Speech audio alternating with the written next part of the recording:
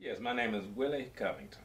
How long have you been in the business, Mr. Covington? Approximately about 47 years. And within those 47 years, like what artists have you worked with? The first group that I worked with that was major was the Ink Spots. Then James Brown, Gladys Knight and the Pips, the Chamber Brothers, Al Green, B.B. King. I had my own group during that time also, Raw Soul Express, and also the Wisdom Band, and I also had another group, Omari, which still have a record that's been playing since 1983 and still playing today. What's the name of the record? After Loving You. Oh, wow. With all those years of experience working with those artists, what has stood out in your mind? Like what experiences have stood out in your mind working with those different artists? One of the best experiences that I had was working with B.B. King. It was like when he walked into the studio, it's like a presence, a whole different presence and aura in the studio came in with him. Right. And it surrounded you. So it was like, I mean, it was, you can't express the feeling. You know, it was a feeling that was unbelievable. But it was great. Right. I enjoyed it, and I especially enjoyed the money. What are you doing nowadays? What projects are you working on? Well, I have a project now that I'm working on with a young lady from Russia. Her name is Eugene.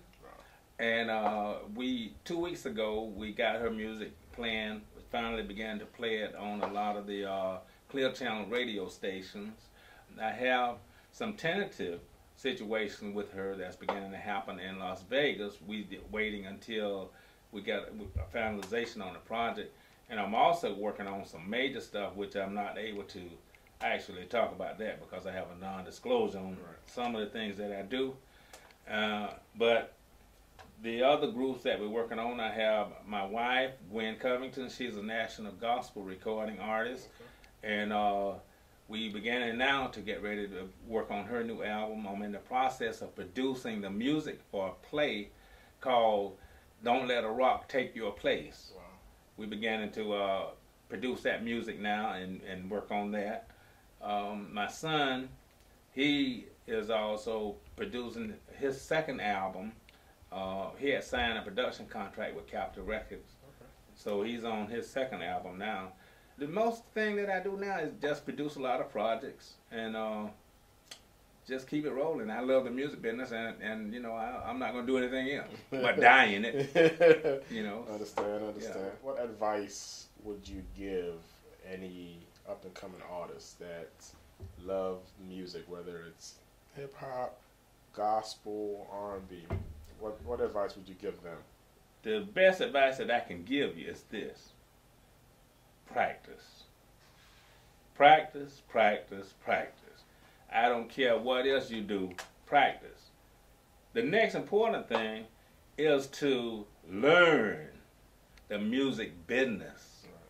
Learn the music business. Don't just be an artist. Learn the business so you'll know, so you won't be thinking about somebody stealing your money. Or when you're 30 years old or 40 years old, you don't have any money. Right. You be made $20 million and then you end up with $50 when you're 50 years old. I tell anybody, no matter whether it's music or whatever it is, know your craft and know your business. Right. Know what type business you're into. Learn who the bad guys are. Right. The good guys gonna always take care of you. Right. But learn who the bad guys are because the bad guys look good. Okay? So make sure you learn that. All right. Final question. Where can people reach you? Facebook, Twitter? Well, usually they're not going to be able to reach me on no Facebook or no Twitter or any of that modern technology that you guys have set up. Because if anyone want me, they can call me on my phone, and my phone number is 305-761-2914. But I do get a little modern because I have me an email. And that email address is infernomusicgroup@ymail.com. Thank you, sir. You're welcome. Quite welcome. I really appreciate it. No problem. Thank you. Okay. All right.